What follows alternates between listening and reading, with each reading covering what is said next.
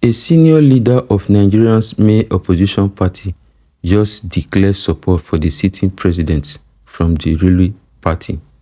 Yes, you heard that right. Nyesom Wike, a powerful member of the PDP, said he will campaign for President Tinubu and even work against his own party in Abuja. But this is not just party drama. This is a deeper power game happening behind the scene. This could reshape the opposition, influence 2027 elections, and change how Nigeria politics work. In this video, we break down what just happened, why it matters, and what most media platforms are not saying. If you care about Nigerian democracy and political future, like this video, subscribe, and stay with us to the end. Nyesom Wike, the Minister of the Federal Capital Territory and a strong member of the People's Democratic Party, made a bold statement.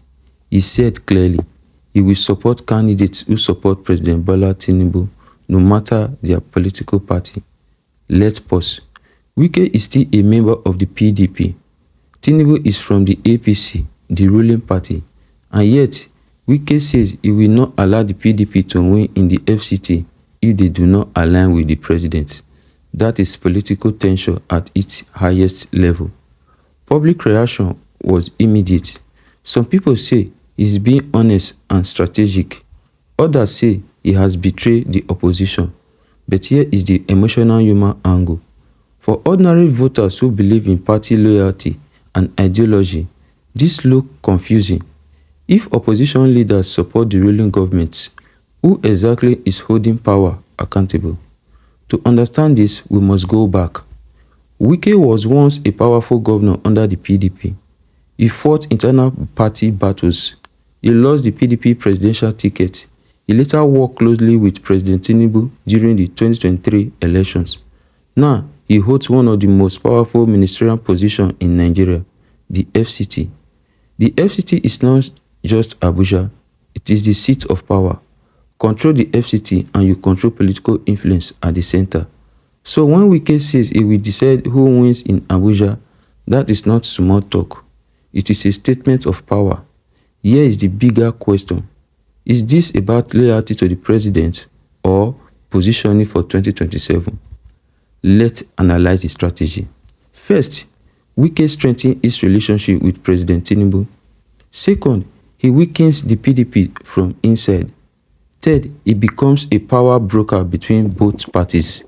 This is classic political survival. But here is a contradiction.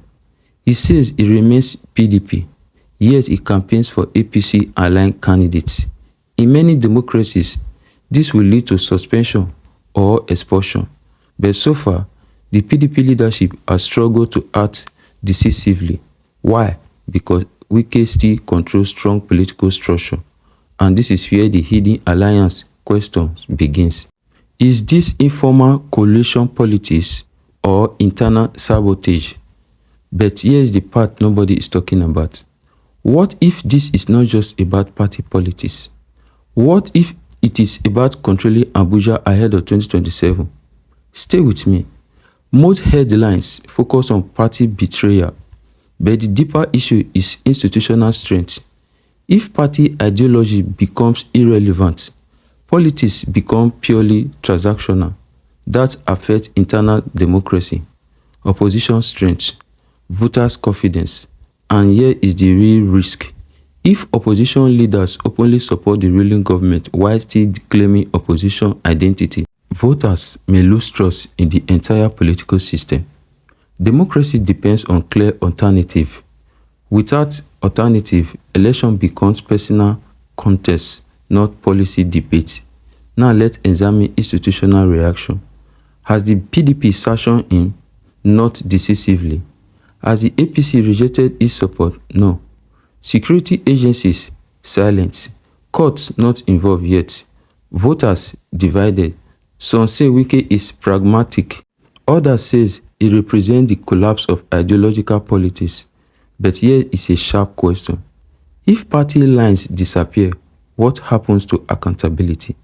Let's zoom out nationally. Nigeria is heading towards another election cycle. If cross-party alliance continue like this, smaller parties may weaken further.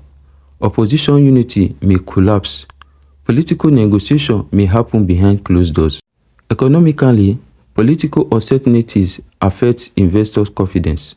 Socially, it increases political cynicism among young voters. And psychologically, it reinforces a belief that politics is only about power, not principle. That belief is dangerous for democracy. Here are possible scenarios. The first scenario is that if the PDP discipline Wike, leading to open political war. The second scenario is that a silent deal continues and cross-party cooperation becomes normalized. While the third scenario is that Wike might eventually change party formally before 2027. Then the fourth scenario is that a new political coalition emerges entirely. But one thing is clear, Abuja is now a battleground and 2027 positioning has already started. Nigeria politics is changing. The question is not just who supports who. The question is ideology dying in Nigeria democracy, or is this the beginning of a new political realignment? Drop your thought in the comments. Do you see this as strategy or betrayal? If you value deep investigative political analysis without noise or propaganda, subscribe now. Share this video with someone who cares about Nigeria's future, because the power game has already begun and we will keep exposing it.